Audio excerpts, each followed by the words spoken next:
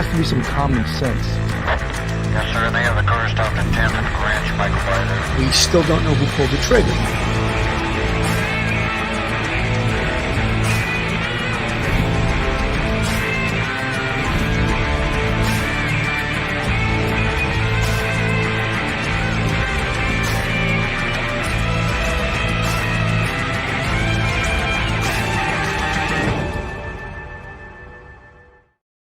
Hello, everyone, and welcome to Police Off the Cuff, Real Crime Stories. I'm your host, retired NYPD Sergeant Bill Cannon, a 27-year veteran of the NYPD. Folks, these cases these stranger homicides, this one looks like a stranger attempted sexual assault homicide. They're so horrific because here are people just going about their lives, this woman on the screen, Rachel Morin, just going about her life, going out for a jog, at her park, which is a place that she likes to go to get away from. She's a mother of 37 years old, a mother of 5 children. That's her sanctuary. That's her happy place that she goes. She's a fitness enthusiast and she wants to stay in shape. So she goes there to jog. And to think that some predator, and that's probably the best word you could use, stalked this poor woman. And a lot of the facts and circumstances of this case, we don't know right now. And good, we don't need to know them. The police need to know them because they should keep them close to the vest, because when they catch this savage, they need to know all the inside information so they can do a proper interrogation of this person. And I can't, some of the cases that we cover here over the course of a year, how many different shows we do. And some cases really stay with you, almost like they did when I worked homicide on the police department. These cases that are just why would someone do this? You think that. And then you realize in this world, and maybe some people don't want to hear this, but I don't care. That's why I do a podcast. I say what I want. There's evil in this world, There is evil. And surely the person that did this to Rachel Morin is an evil person,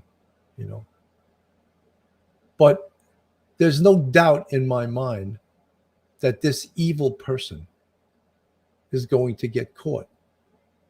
And probably quicker than would have happened in the past. And we're going to go into that, of the evidence. And of course, everyone's probably seen the video numerous times of a companion case, which the DNA on Rachel Morin matched the case from March in California, a home invasion, where they have video of the perpetrator leaving the home where a 14-year-old girl was assaulted. And again, the Los Angeles police are not releasing information on the nature of that assault. But however, in this day and age, with the technology, with the science, and we talk about it all the time. So many of you folks listening tonight, you're semi-DNA experts.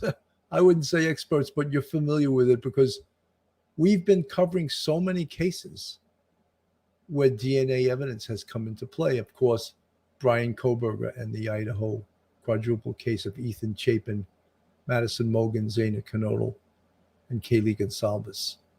DNA on that knife sheath, all right? So we've all become familiar with it. Just very recently, Rex Humerman, the Gilgo Beach cases, where DNA is playing a huge part in that case. And we expect DNA in this case to play a huge part. And perhaps because of the video from the crime committed in March of this very same year in Los Angeles County in California, maybe someone will pick up their phone and recognize this person, even though the video they have is of the back of his head, the side of his head, and his back without his shirt off. Sometimes people can identify people through their bodily characteristics, the way they move, their gait. And let's hope someone calls in, because this guy is toast, whether he knows it or not. He is toast. He is going to get caught.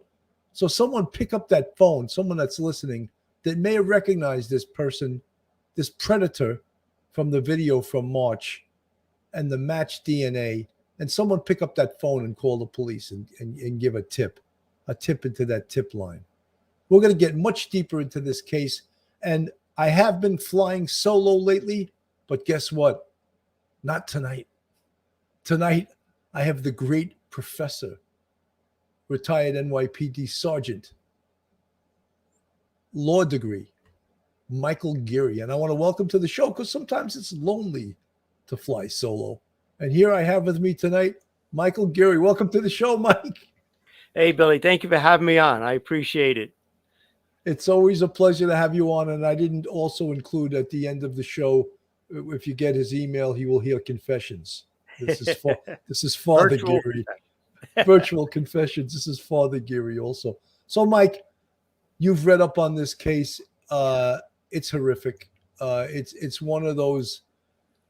I feel it's a total stranger. You know, there's people that think, oh, maybe she knew him. I don't think so. I don't think she knows this guy. I think this smells of a stranger crime. I think he very possibly could be a serial rapist that just has never been arrested yet. And we're going to get into that. I want to give you, I've been talking for almost 7 minutes. So, Mike, I want your take on this case. Yeah, Bill, I agree with you and the Harford County Sheriff Davis. He believes that it's possibly not the two cases are by the single perpetrator. This is random acts of violence. He didn't.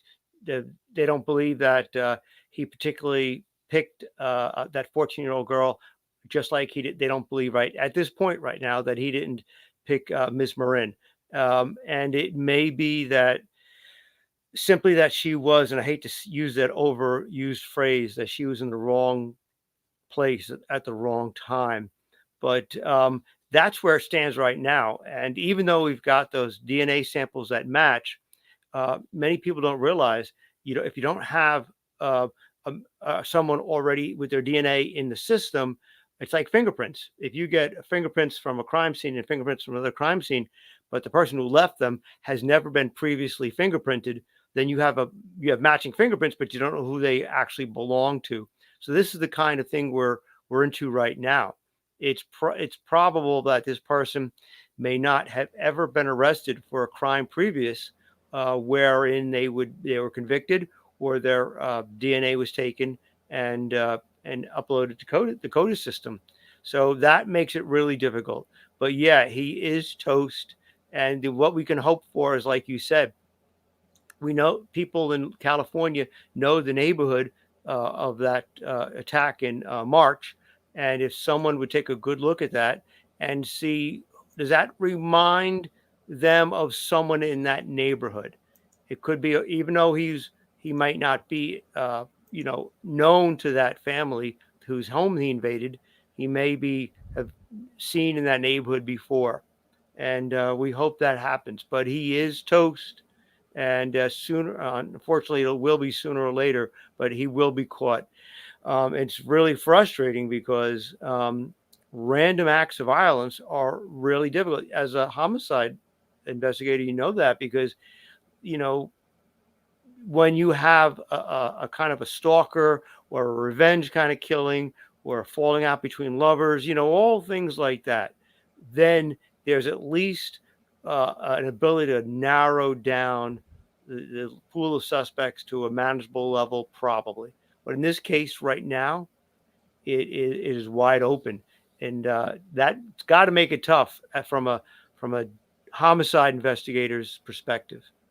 Mike, I covered this case today on Coffee with Cannon, but I wanted to get much more in depth in today. And it's got to be confusing for people that are true crime, real crime followers, because the CODIS system is a national DNA identification system. It stands for Combined DNA Index System, and it's run by the FBI. Now, there are two categories of DNA. And that's what I think people don't understand.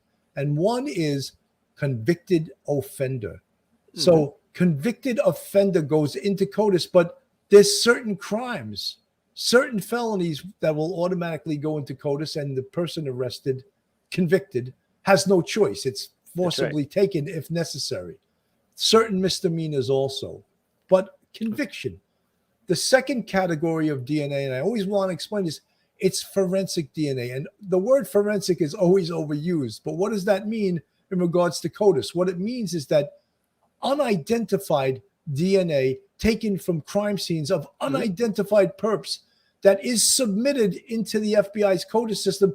And thank God, this family that had this home invasion insisted, I would say, or the police insisted, we're going to process this DNA. We're going to have it put into CODIS. Now, an unnamed perpetrator, except guess what? His DNA is identified.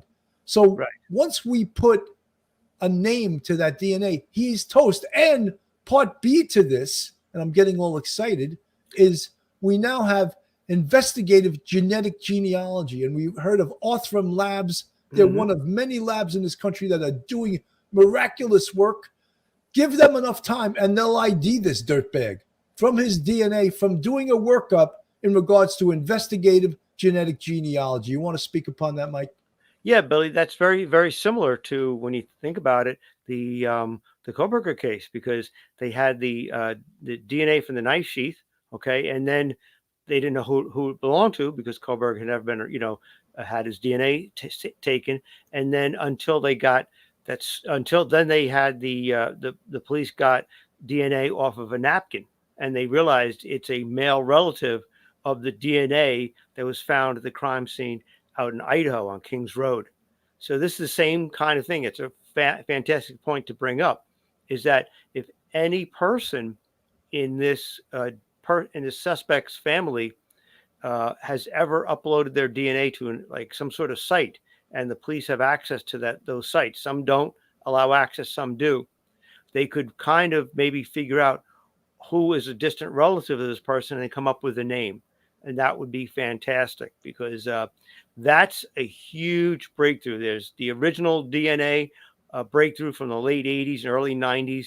And now you have the genetic genealogy breakthrough, which means that even if you don't have a sample already in CODIS, like we've always relied on, Billy, for decades, genetic genealogy means that even if it's not uploaded to CODIS, if any relative of that suspect DNA has uploaded their DNA, you may get a match that way. It's going to take a long time. This stuff isn't done over a weekend. This takes months. This is expensive, and it's got to be submitted to the proper lab to do it. But if done, there's a decent chance that someone in that extended family, I think it even goes back, they could figure out, like, Mike, it could go back generations. yeah, They I was can going to build say the tree. cousins, all kinds of stuff. That will lead directly to this perpetrator. Pammy, thanks for the $4.99 super sticker.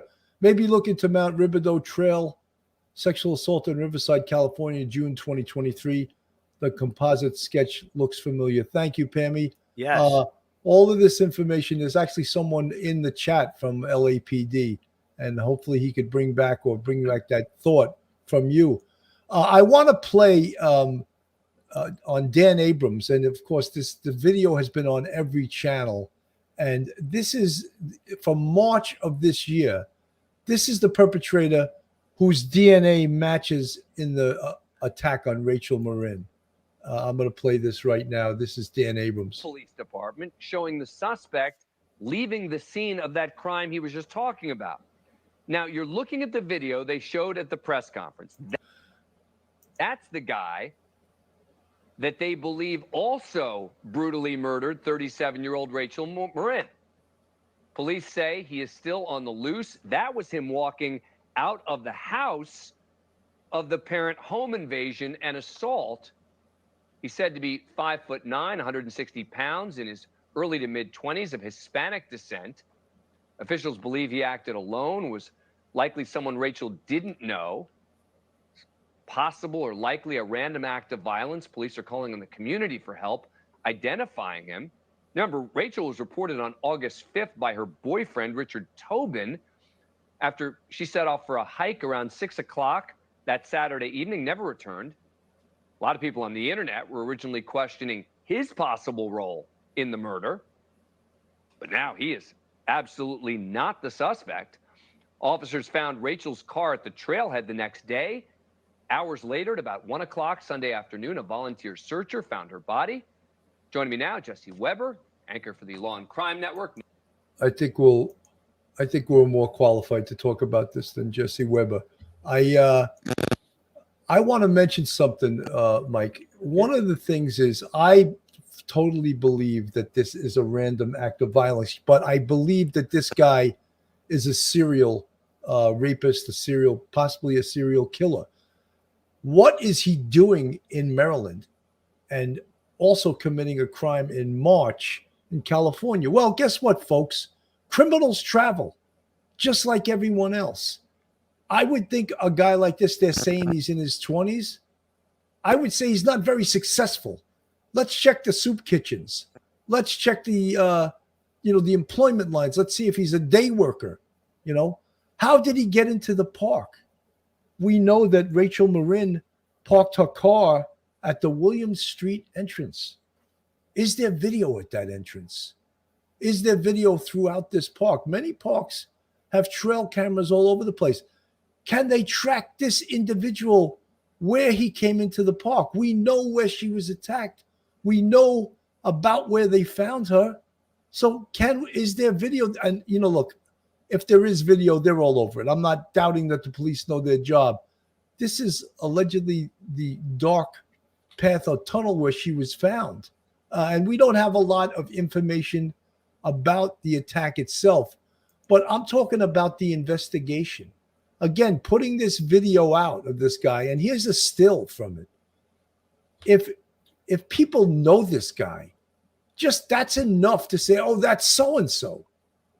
I know that guy. He lives at such and such. That's enough. You don't need his face. And that's all the police need is someone to point the finger at this guy, and then they could bring him in based on his description. A very unique haircut. But again, this is from March of 2023. So he may have a totally different hairdo. Some folks also said, in this, if you watch this video from different angles, you could see someone inside actually close the door. And for some reason, some people are saying, oh, maybe she was involved in it. And she just, look, someone is going to grab the door and slam it and lock it if this guy just attacked them. You know what I mean? And the thing is, if she was involved in this, so she knew this guy, they wouldn't have reported it. She wouldn't have reported it. But guess what? They reported it to the police. So that theory of YouTubers and people in the chats, that's not even close. But the investigation, of course, the biggest thing with this investigation is they have DNA, and it's been compared to a crime scene on the other side of the country from March. Mike. Billy, your instincts are right. This isn't that March incident is not this person's first time committing a crime, doing a home invasion, breaking and entering, and assaulting someone. This is no way. And going from California to Maryland, if you're at least smart enough to realize that you've committed a crime and they may be looking for you, people will be looking for you, the cops will be on your trail. You want to go pretty much as far away as you can. And, California to Maryland's got to be over 2,000 miles. So that would actually make some sense that he would find himself somewhere on this side of the country. But that person, you're right. There's probably, they may work occasionally. They may be itinerant. They may have applied when they've got to Maryland for some sort of food stamps. You never know. I would sit there and say, okay, go through the social services of Maryland and Harford County and say who has applied in the past 6 months. Males, we're looking for males applying for some sort of assistance. He probably has not been living in that area very long. because he'd burn a bridge. So he probably spent a recent person going to Harford County.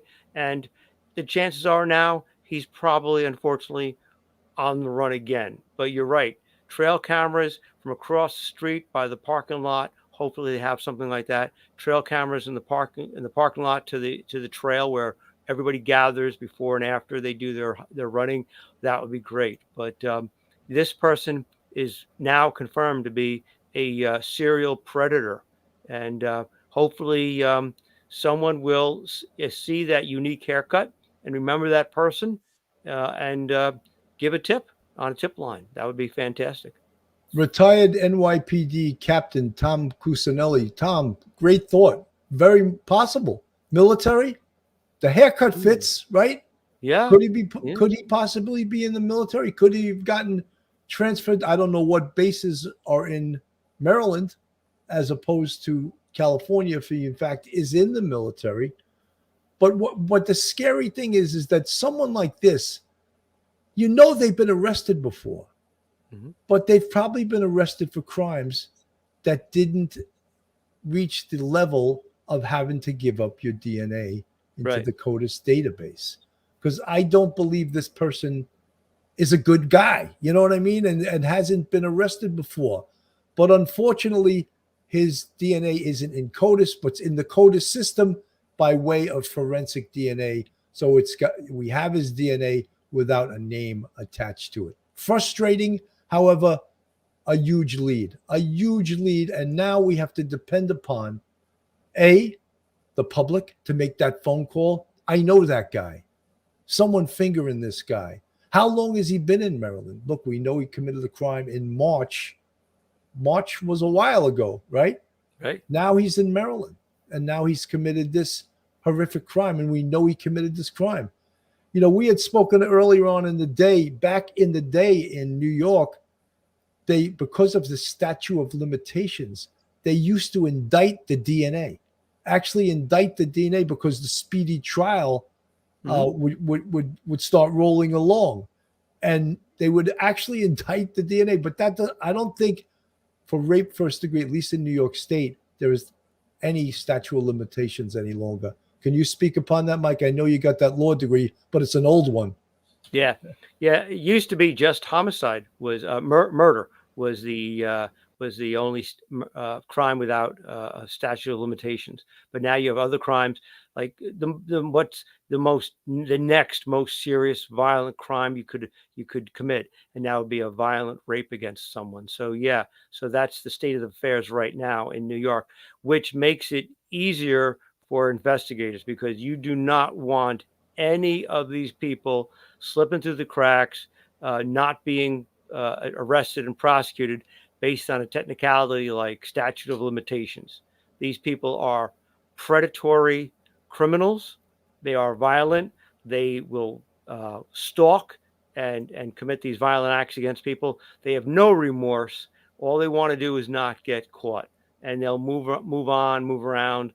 And the public is in a lot of danger because the seeming randomness of Miss Morin's, killing makes it extra dangerous because it wasn't like a situation where there was a previous, say, boyfriend, husband, that sort of thing. The similar, that where there may be a falling out, maybe a homicide. No, this is a random act of violence. Now, we're not sure if this person had maybe been following her, maybe been stalking her, knew her schedule. Maybe she was jogging, 5 days a week at a particular time, at a particular favorite trail, that sort of thing. We don't know.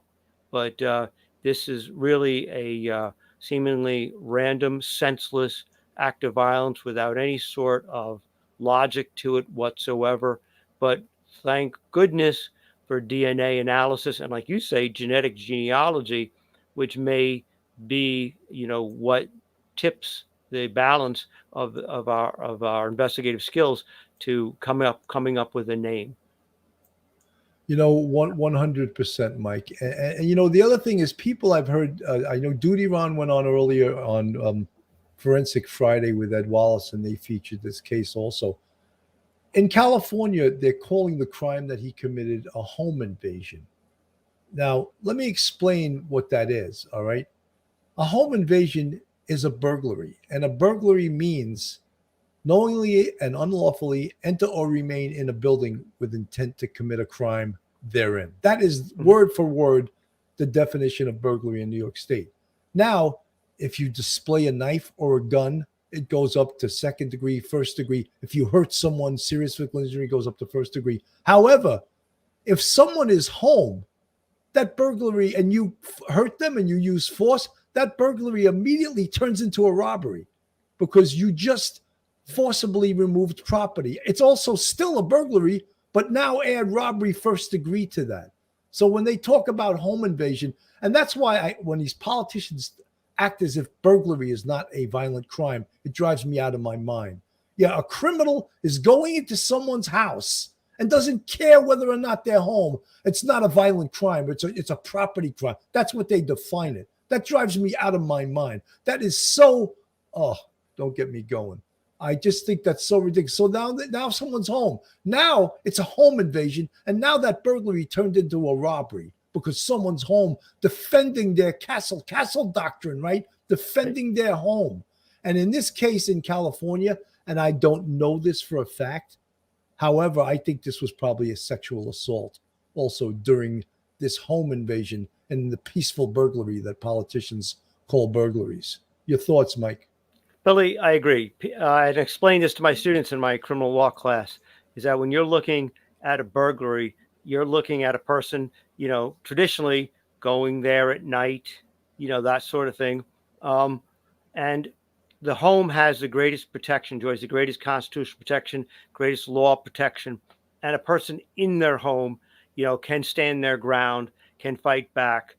So any person, I tell my students, never think of a burglary as a property crime, because so many other violent crimes are committed during a burglary when there is someone home, an elderly lady, an elderly man, a woman by herself, a kid.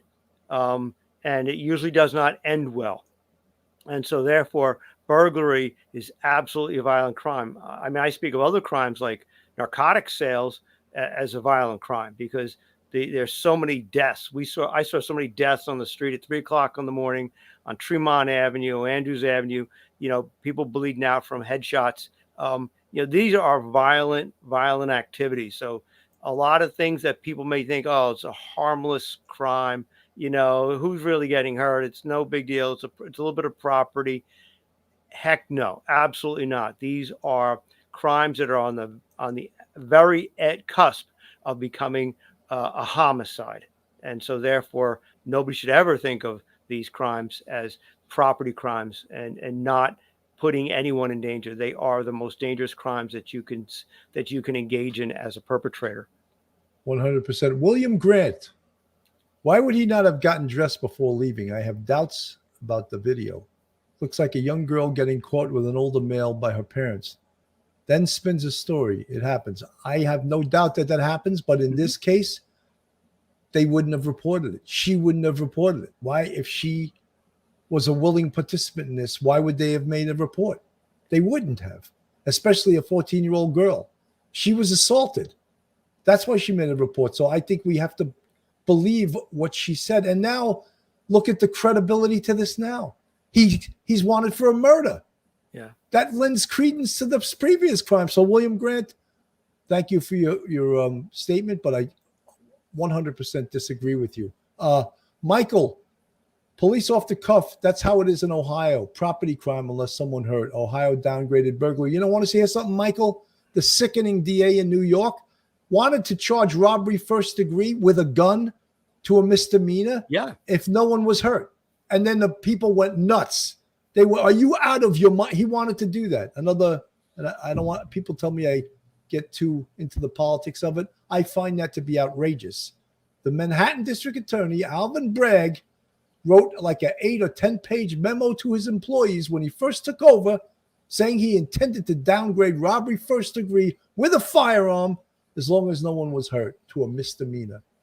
Can you believe that? Where have we come? Where have we gone to in this country? If anyone can even consider that. I want to play a little bit of Anjanette Levy here from Law and Crime. Developing details of the case.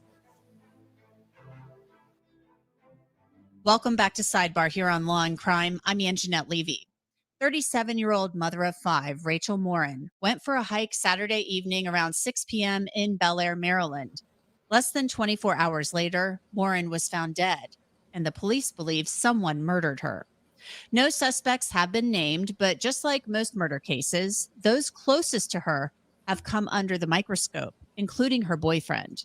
27-year-old Richard Tobin changed his relationship status on August 1st to show that he was in a relationship with Morin.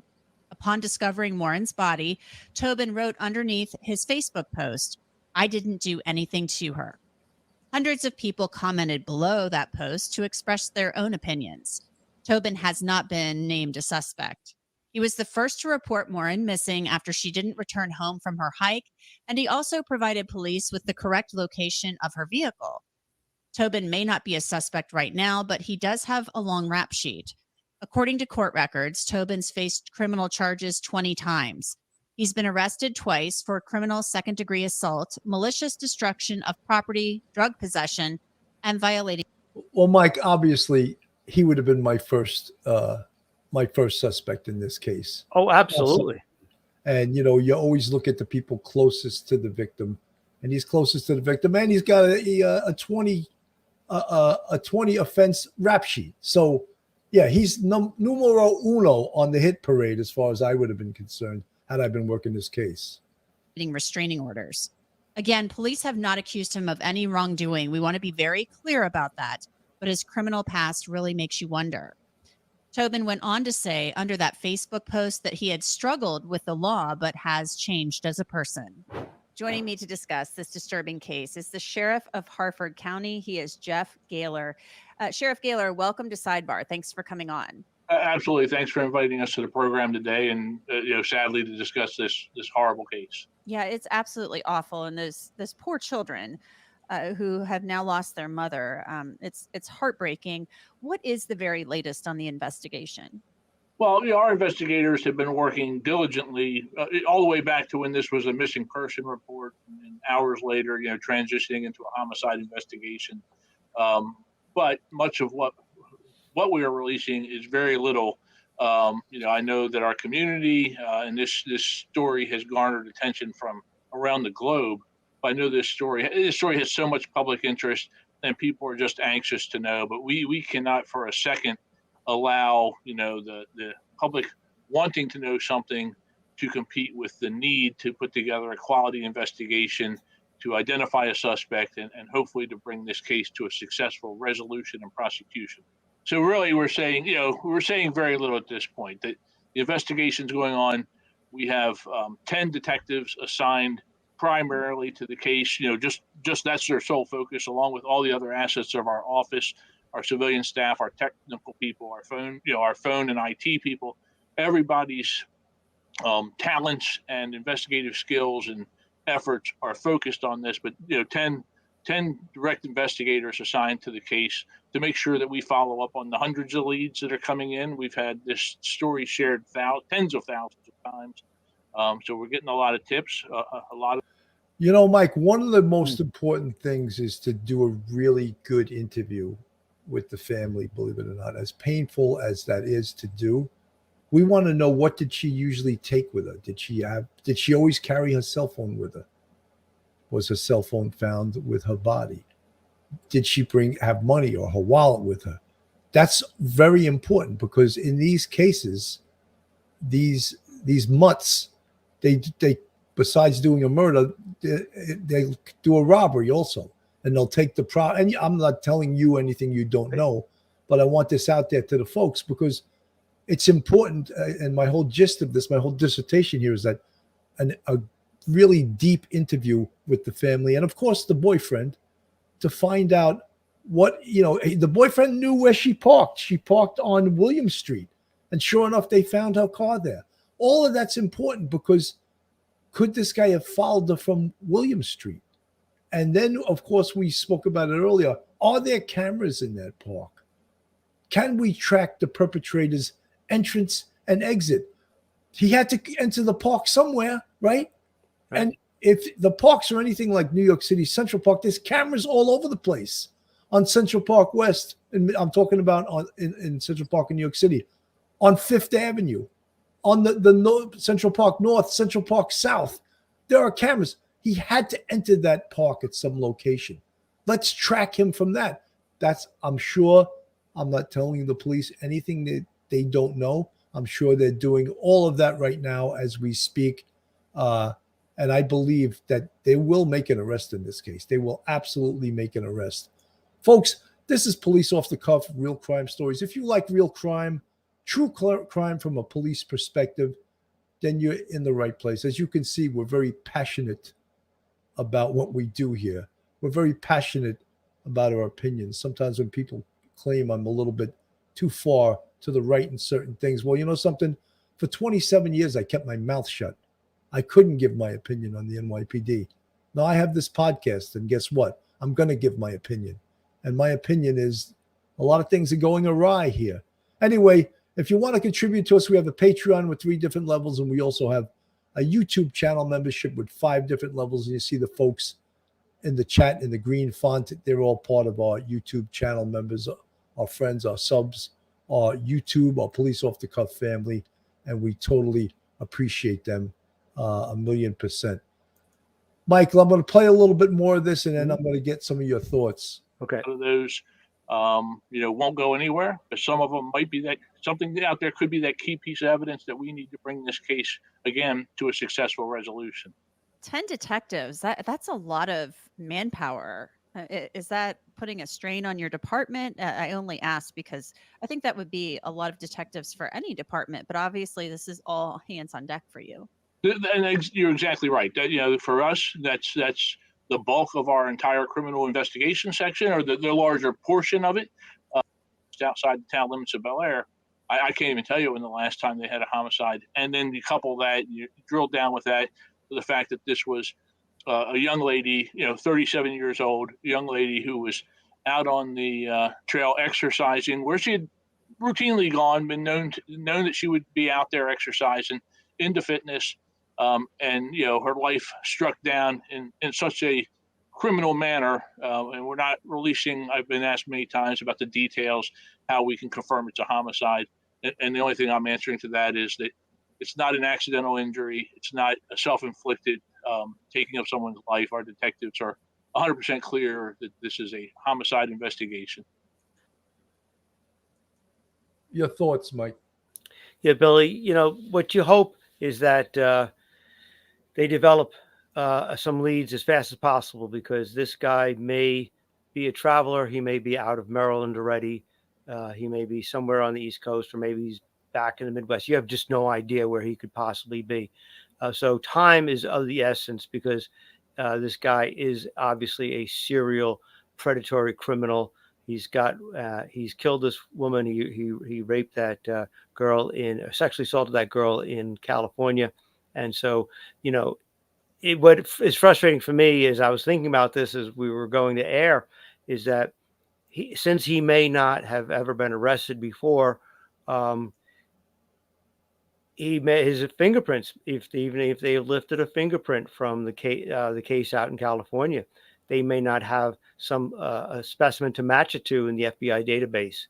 So even with this great technology we have, there's tremendous frustration, because I think the public feels that, if you leave a fingerprint or you leave DNA, you just submit it to the FBI and boom, it's like on TV. Within 24 hours, you got the hit on the person at the critical time. They just immediately go out and arrest this person, and they kind of can figure out where they are. They can figure out where they are within 24 or 36 hours. No, even with all of our technology, this kind of person, he may not have much family. He's going around, traveling around, and maybe military, maybe not, but it makes it that much more difficult to track this person down, because he's obviously has very little in the way of community attachment or family. Absolutely. This is the press conference I just played was prior to them connecting the DNA sample to the California case. This is afterwards. Mike, for this town, that was sort of a good question by the press. They said, how rare is it to get a hit in CODIS to a criminal whose last crime was in March across the country in California? And I'll repeat, there's two categories of DNA in CODIS: offender DNA, convicted offender DNA, and forensic DNA. So this was in the category of forensic DNA, taking from that crime scene of the home invasion in LA County in which a 14-year-old girl was assaulted. The same person killed Rachel Morin. So that's what we know. We have his DNA, which is almost as good as, almost, not quite, because we don't have a name put to this suspect. But having the DNA is huge. Mike. Yeah, Billy, it's probably really rare that you're going to get someone traveling across the country committing these acts. Dealing with New York City, people going upstate New York to serve time, they usually come back to their own borough. They usually come back to their own neighborhood. So you'll look at their rap sheet, and all their crimes are really pretty much local to New York City. Brooklyn or Manhattan or the Bronx, that sort of thing. And to have this sort of traveling stranger going from California to, Maryland makes me wonder, did somewhere along the line, did he just take a plane, for a jet from LA to Maryland? Did he drive by car? Did somebody drive him? Did he hitch a ride? How did he get there? And along the way, had he committed any other crimes? Shoplifting, robbery, even if it didn't include, a violent sexual assault, what else may have happened? How did he get across the country? That's really important stuff to know, because if you could place him in a different state, you could figure out a timeline, and you may be able, if you get a name on him and a path, you may be able to connect him to some other previous crimes that he may have committed during the interlude between March and August. So he is a very dangerous, very violent person, and it's really rare in my experiences in NYPD that you'd see this sort of transcontinental, traveling of a homicide suspect, except if they were already on the run from the law and they knew they were on the run. So that it's a rare thing. No, I think you're right. Let me continue with the press conference. So again, some of the questions by the news reporters were actually not bad this time. Some of them were pretty stupid, but some of them were pretty good. I don't think these news reporters understand the CODIS system and the two categories of DNA. Right. I think that's what they're struggling with, and I didn't think the chief there or the inspector was going to explain it to them. Just to recap, here's a 37-year-old woman, a mother of 5, going into a local park or hiking trail where she goes all the time, parks where she always parks, goes into this trail, and is attacked by a stranger and loses her life. We don't know for sure if there was a sexual attack, but what we do know is that they had DNA. They processed DNA from that scene. The DNA which came back to the perpetrator from this crime committed in March in Los Angeles, California. There's a still photo right there of the perpetrator.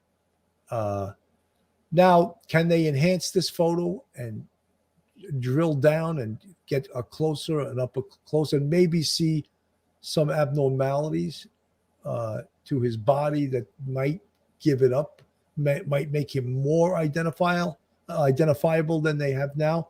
I think that's a distinct possibility.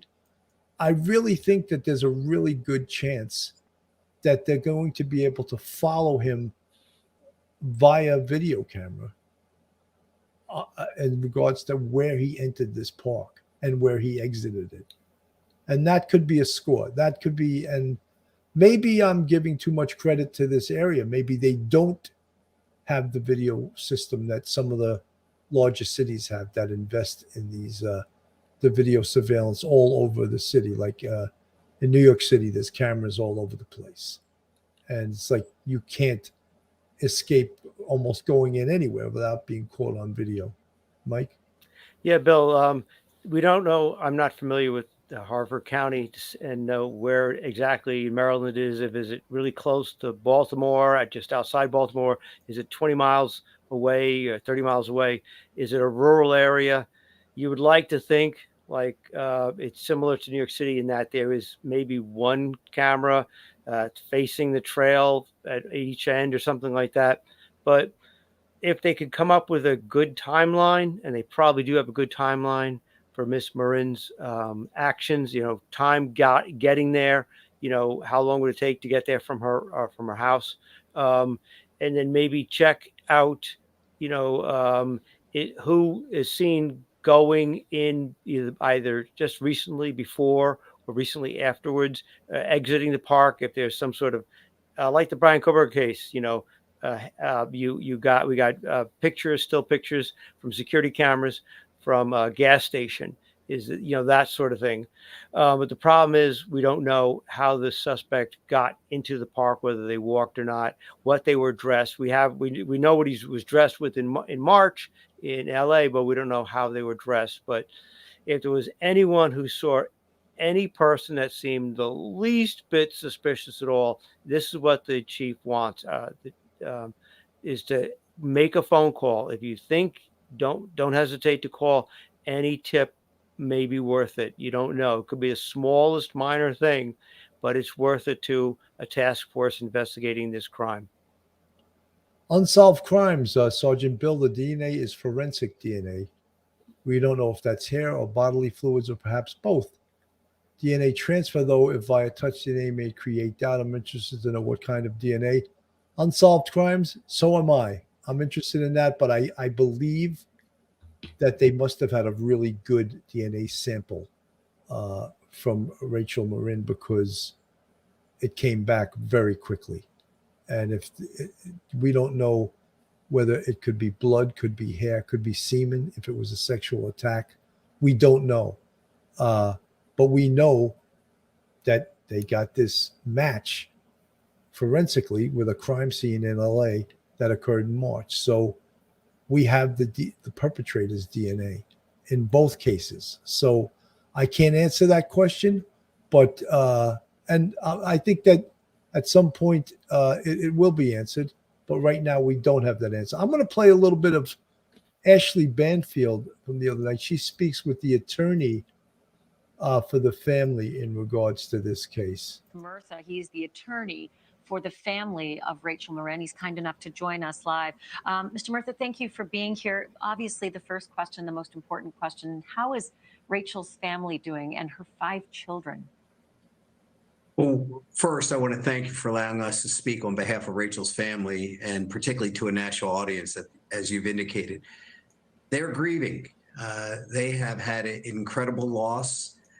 Rachel was a very dedicated mother, a dedicated daughter, sister, and very involved in everyone's life. And so they're struggling at this point.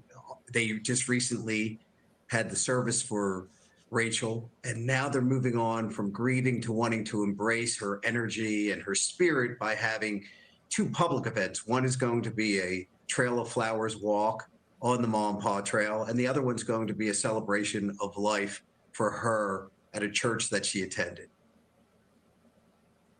Right, and that's the weekend. We'll make note of that as well a little later in the program. What was their reaction to this news that the DNA strike on Rachel's crime scene matched a crime scene in Los Angeles where a young girl was assaulted in this home invasion we're showing on the screen again? It gives them hope. The fact that there's evidence, scientific evidence that can be pursued, and particularly the thing that really brings them hope is that with a national audience, just like we have tonight, that there is somebody out there that knows this person. And they're asking that share the information who it is, have some humanity, recognize that this loss has caused incredible pain to lots of people, and tell someone who that person is. There's been a lot of discrepancy in reporting on this crime. There was a witness who said he was part of the search party that found Rachel, and he described the scene as quite dire, that she was completely naked and that she was beaten to a point where she was almost unrecognizable. And, you know, it's hard to get that clarified. Can I ask you if you know what the facts are and if that comports with the facts of this case? The family has stayed removed from the information that's being disseminated either on social media or even through law enforcement so that they can be supportive of one another and particularly of Rachel's children. So they have avoided the specifics at this time because they're really focused on how are we going to help one another? How are we going to help Rachel's children? Understand. Did they think that Rachel knew this person, or like the colonel, do they think this was a random attack? They believe what the colonel has indicated, that this was a random attack. Rachel, I don't think, had any enemies, and she had lots of friends. And so sadly, this was a person who randomly picked her out for what a horrific crime it was. Well, and the colonel just made news as well by saying that her boyfriend, Richard Tobin, very new boyfriend, is out of the, the realm of suspicion at this point. Was there a time the family thought it might be him? Because that's typically how investigations begin, with people closest to the victims. The thing about this family is that they didn't want to cast aspersions upon anyone. They wanted to be supportive of law enforcement and cooperate, but they weren't going to interject their opinions of who may or may not have done it. They're allowing law enforcement to do that job, and as a result of it, have stayed away from that. I want to show that video one more time. I'm going to ask our control room to run the pictures of the suspect in the California home invasion. There it is again, with that description. Let me read the description again. Low to mid-20s in age, 5'9", 160 pounds, Hispanic male, and it is, you got to just look at the way he walks. That's not something I can describe to you. You can just look at it. If you are across this country right now, somewhere between Los Angeles and Maryland, that's a lot of terrain. Take a close look. And if you think you know who this person might be, please call 410-836-7788 or 410-836-5430. Or you can send a tip to rmtips@harfordsheriff.org. Joseph, Murtha, I appreciate you taking the time. Please give our condolences to Rachel's family. This has got to be just a harrowing time for them. And let's just hope and pray that they can find the person who did this. Those were some brutal questions that she asked. Yeah. I think it was clear that no one in the police were going to answer those questions. So it seemed like she attempted to get those answers through a different source. And he did sort of verify one thing, that she was beaten to death. And I don't think the police even said that. So, yeah, it just, I don't know, that sort of irked me a little bit. I didn't think that was necessary to dig that deep into the attorney, but something, that's their job. That's what they do. I don't have to agree with it. And what are your thoughts, Mike? Yeah, Bill, the last thing you want to do is to, as a police officer, or, I guess the reporters, they got to make their headlines, but as a police officer, you don't want to give the public too much information about the manner and cause of death, because you worry about copycat killers, copycat criminals. You also worry about people coming in and making false incriminating statements against themselves, because they want some sort of attention. The only people who know right now how she died should be the coroner's office, the homicide detective involved in the case, and the district attorney's office, and then the perpetrator themselves. And to even suggest that, she may have been blunt force trauma or things like that. Don't even discuss that sort of thing, because this way, when you finally get yourself a suspect and you're interrogating them, if they will even talk, they could reveal how they committed the crime, and if it matches what you and only you know, then they were there. They didn't get it from a newspaper. They didn't get it from a tidbit on TV on YouTube. Yeah, that's tough questioning. I think Mr. Murdaugh handled it as well as he possibly could, but it is tough to hear those kind of questions because there's a time and a place for those questions, and it's with law enforcement and the district attorney's office. It's with the homicide detectives. It's with the medical examiner's office personnel, and that's it. I agree. Let me play a little bit of Cuomo here. Analysis on the scene got a match of a breaking and entering an assault that was committed this March in Los Angeles. Okay, literally other side of the country. See, in this video, you could see someone inside closing the door. Other side of the country. Let me play. Let me play this March in Los Angeles. Okay, literally. Yeah, you see a hand. You see a hand, and that's why I think a lot of people are questioning, like, oh, it looked like she just calmly closed the door. Well, if she was sexually assaulted, she wants to close that door and lock it as soon as possible. I mean, it doesn't mean. I mean, I don't know. People are interpreting. You can interpret it any way you want, but the truth is that this family, this 14-year-old girl, reported this attack to the police. So if she was looking to hide something, she would have never reported this to the police. Police believe the suspect is 5'9", weighs about 160 pounds, and is of Hispanic descent. That is the man. That is not the boyfriend.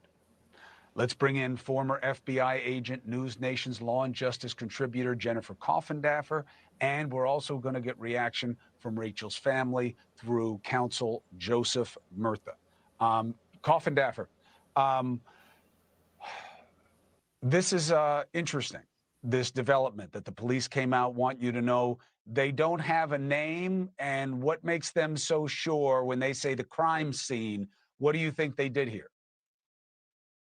Well, I think we got obviously the DNA that was turned in, which made a lot of sense because of the time frame. You would expect a profile, if there was DNA, to be developed at about this time frame.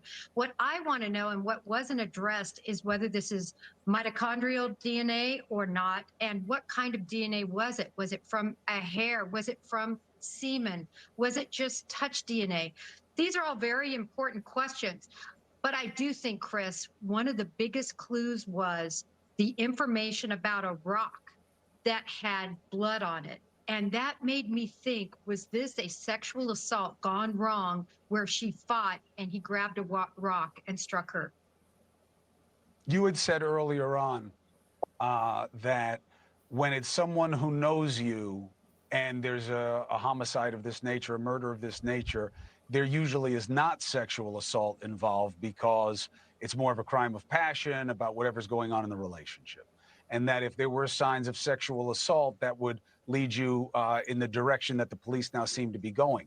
Do you trust the information from one of the witnesses? There was all this drama online about whether it was right that she was found unclothed and in a position that seems she may have been assaulted, and the rock and the blood. Do you trust that information? Well, I trust it from the standpoint, not that he was there, because that's been disproven, but rather that his stepdaughter would seem told him the information. And so it's secondhand information that he's repeating. But what's interesting about it is the detail. And it made a lot of sense in terms of what we knew from the investigation. Also, Chris, the minute they started ramping up, getting surveillance cameras, buying a $20,000 SUV, all of these patrols, of course, it certainly gave pause that this could be a random. One more question, then I want to go to Mr. Murtha about how the family feels about this information. Breaking and entering, very different crime than what we're seeing here, or am I missing something? You know, Mike, I just want to say that there's no such crime as breaking and entering. Where did that come from? And this guy has a law degree. There's no such crime as breaking and entering. It's called burglary. Heck yeah, especially when it's a residence, not just or like a garage or a random building. It's a burglary. It's a burglary. It's always been a burglary.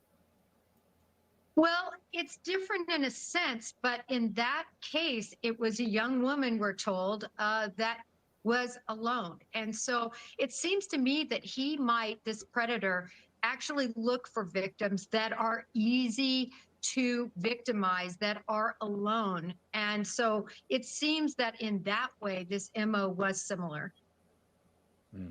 Mr. Murtha, thank you for joining us tonight. What was the family's reaction to the press conference? Well, Chris, thank you for allowing me to appear on behalf of the family. And they are encouraged by the fact that there is information out there that is being publicized nationally in light of the fact that this person has contacts with Los Angeles. They thought it was really important for them to have a voice that projects that information nationally because someone somewhere knows this person, and they believe that by getting out and asking people just to help and to be available if someone knows that individual to participate in solving this terrible crime. Hey, thank you for. So we got, there's a little more information there. Yeah. I just, again, the police don't want to give all the facts and circumstances of this case. I'm sure this case is horrific enough without the police reporting all the details they have. What we can hope for is that this guy's caught, and caught quickly. I just want to go to a quick commercial, Mike. Okay. Folks, if you're looking for a good attorney in the New York City metropolitan area, then Joe Murray is your man. Joe is a retired member of the service, retired police officer, and he's a fantastic attorney. You can reach Joe on his cell at 718-514-3855. Email him at joe@jmurray-law.com or go on his website, jmurray-law.com. Joe is also a huge supporter of the Police Off the Cuff podcast. So, Mike, I think that what we do now and what many times the public doesn't understand is we keep plugging away. We keep working this. We work it 24/7. We shake the tree. We go out into the neighborhood and we shake that tree because someone knows this guy. Let's bust all the prostitutes on the avenue, right? Let's bust chops on the drug dealers. Someone knows this guy. Debriefing prisoners, shaking the tree. That's what that's called. That's what we called it in the NYPD. And guess what? It works. Go out there with flyers. The police need your help. Help us help you. Hand the flyers out in this park. Go back and do a 24, a 48, a 72-hour canvas inside that park. The same people go to that park all the time. Did you see this guy? I'm sure they're getting tips all the time on the tips line. React to those tips. Every tip is important. Of course, exhaustive video canvases, every type of forensic lead you can use, you got to go after it. This is serious because this guy is either a serial sexual predator or potentially a serial murderer. He's thousands of miles from where he first committed a crime in March. And the thing is, guess what? He lives in Maryland now. He's not staying at some hotel. He's living there. So someone has seen this guy. He's not just taking a car there that day. He knows this park. He knows his way around. Your thoughts, Mike? Yeah, Billy. In LA in November, in March in LA, you had the sexual assault and the home invasion. That's one thing, and it wasn't a homicide. So it's there's one unit handling this case. Now they know in LA that so they handled it a particular way. Now they know this guy is committed a homicide in Maryland.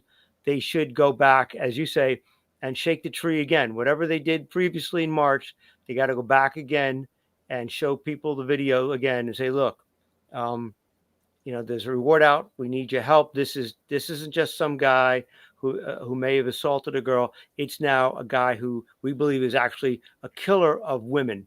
And we know at least now 2 victims. Shake that tree again. Go to the homeless shelter. Shake that tree, as you say. Bust some people. usually you look at the prostitutes because they know a lot of what's going out on the street, that sort of thing.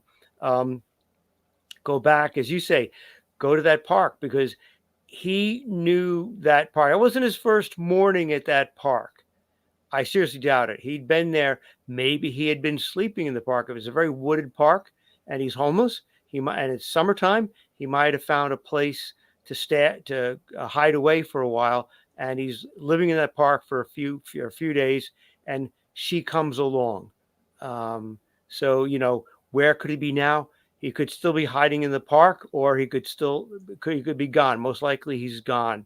But looking on the homeless shelters, looking for, as you say, shaking that tree, asking people in Maryland, you've been here. How long have you been here? How many times you've come here? Have you ever seen a guy this description? Here's a still photograph of the home invasion in LA. And did you see a guy about this height, that size, that sort of thing? Where did you see? If you did, where did you see him? This is a manhunt now. This isn't just we're investigating one crime maybe in LA, we're investigating a crime here in Maryland. No, this is a manhunt, as you would hunt down any other criminal who is a serial criminal. You've got his DNA. You connect him to two very violent crimes, including a homicide. This is a manhunt. So you got to put all your resources in and bring them to ground. And that's the only way to do it, is to provide the resources, go out there, wear your shoe leather out, knocking on doors nonstop until you get that one little tidbit of information, a first name, maybe a nickname, because there's nickname databases. Corrections has nickname databases. I'm sure homicide has nickname databases, that sort of thing. Just a name, would be great. That's all you need. One little tidbit of information could change everything. Absolutely. Tiff Knox, I'm yelling at my laptop. Did he look homeless to you? Yes. Very potentially he looked homeless to me. You know, he doesn't look like a guy to me that gets up every morning and goes to a job. He looks like someone living on the periphery of society. So yes, and I've seen thousands and thousands of homeless people in my career. Not all of them are the stereotype of dirty clothes and no clothes and looking unhealthy. He could still, of course, yes, he does look like he potentially could be a homeless person to me. Therefore, you go to all the homeless shelters around, make sure they have the picture posted everywhere. And again, you shake that tree.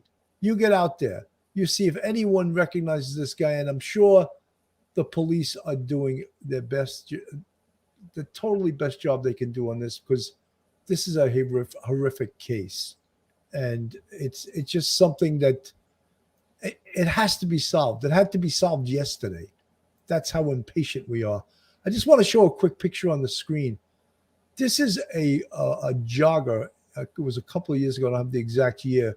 This case was featured on the TV show New York Homicide. Her name is Katrina Vetrano.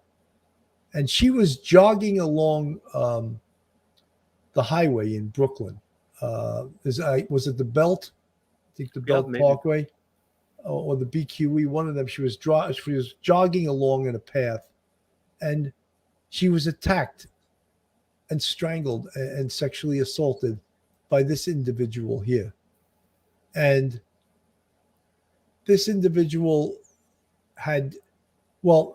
she had his DNA underneath her fingernails because she fought back for her life. She fought hard, and he strangled her.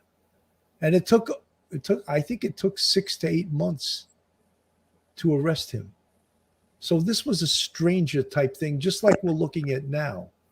And his background was he didn't work. I think he lived with his mother in a housing project in Brooklyn. He was very angry against women, hated women. And I'm not going to go over on the show how they found him and what led to them finding him. But, this could be the same. I believe that this kid, which he was like a kid, he was like 18 or 19 years old at the time of this crime. They're saying the perpetrator in this case is in his mid-20s. And there's a picture of him. It's tough to actually, without seeing the face, to predict age, but they sounded pretty confident that he was in his mid-20s. So this is where we're at. Shaking the tree. They got the DNA. They're going to get this guy. They're absolutely going to get this guy. And as I said, they can't get him soon enough. They can't remove this savage from the street quickly enough. Bella Finn, why isn't there a photo drawing done of him? That young girl would have seen his face by closing a front door. You know something, Bella Finn? That's a great point. You're right. And I would imagine that the LA police do have a sketch of him. That's a great point. Let's get that sketch to Maryland. Let's get that sketch out of there. You're 100% correct. I didn't even think of that. Thank you, Bella Finn. Great suggestion. And I'm sure the LA police do have that sketch. Why didn't I think of it? I guess I can't think of everything. But when I don't think of things, but thank you, Bella Finn. That was a great suggestion. Sometimes in the chat, you guys come up with some great stuff. And Rogeria Brito, he had a particular haircut. I don't think he is homeless. Well, the homeless people get particular haircuts. They get free haircuts. But that doesn't mean they don't get a particular one, you know. Look, you could be right that he's not homeless. Maybe he lives with family. But in my experience, those are some of the places you check when you, in our NYPD parlance, shake that tree. That's part of the tree we're going to be shaking. We don't know where he lives. I would canvass all the soup kitchens, the homeless shelters, maybe even AA meetings, all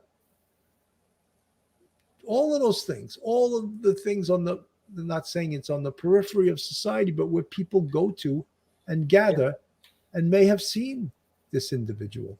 And again, get out there, hand out flyers, help us help you. The police need your help. Get those flyers out there. Sometimes people, when confronted face to face with an officer that asked them, look, we need your help, sometimes they'll be guilted into helping. Whereas if they didn't have that one-on-one personal contact with an officer, they may not choose to help. They may not choose to help the investigation. So I'm not telling the Maryland police how to do their job. I'm just giving our audience suggestions on, if this were the NYPD, this is how we would work this case. Mike, we're already at an hour and 19 minutes. I get very emotional with these cases. Some of the cases that we, you know, the most bothersome cases last year that stayed with me, of course, Eliza Fletcher, Gabby Petito, you know, these victims of these horrific Madeline crimes. Kingsbury. Madeline Kingsbury. Yeah. Oh, horrible. Yeah.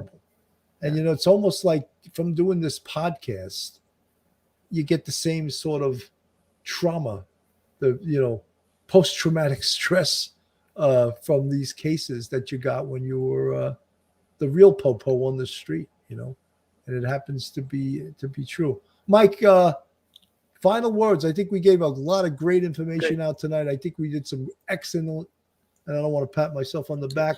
I'll pat you on the back. Outstanding work tonight. I think this was a fantastic presentation. Your final thoughts, Mike. Yeah, Billy, this guy, excuse me, this guy is dangerous. He's a transient. He's not going to be sticking around, you know, the county too long. He's going to be gone, and it makes him very dangerous. He probably may have family somewhere, maybe in California, but he's probably not a 9-to-5. Doesn't have a 9-to-5 job, an apartment, and that sort of thing, and a lot of relatives and a lot of close relationships with people. So he can move very quickly. And if you're moving very quickly, you're not taking a lot with you. He's traveling light. So he might be in some sort of transitional housing. So that's one thing. But I think also, as the sheriff said, if you're going to go out jogging, and this could be anywhere in New York, California, wherever you are, it doesn't matter how beautiful your neighborhood is. This kind of case proves that you have to be, you know, aware. You have to have your head on a swivel. I see people jogging in New York, walking down the streets, crossing traffic. They've got buds in their ear and they're listening to music. Pay attention to where you are at all times. just for your own safety. But again, if you hear something, see something, you got to say something to the police. And in this case, absolutely the smallest detail may be enough to give the cops a new lead in order to catch this guy. I hate to say it, but we're going to need a little patience. But I believe probably sooner rather than later, we'll find this guy. 100%, Mike. This guy's going to be found, and he's going to be found, I think, quickly, because law enforcement is motivated. They have evidence that they need to take it to the next level. And again, folks, I want to thank everyone for tuning in tonight. As you can see, these shows sometimes we get emotional. This is who we are, and that's why we were good police in our day, And I want to thank everyone for tuning in tonight. And, if you take anything away from this show in your own personal lives, be safe out there and use your instincts. When your instincts tell you not to do something, don't do it. Or when your instincts tell you something's dangerous, believe them. Believe your instincts, because that's why you have instincts. They tell you the truth. Have a great night, everyone. From Police Off the Cuff Real Crime Stories, I'm Bill Cannon. God bless. Good night. One episode just ain't enough.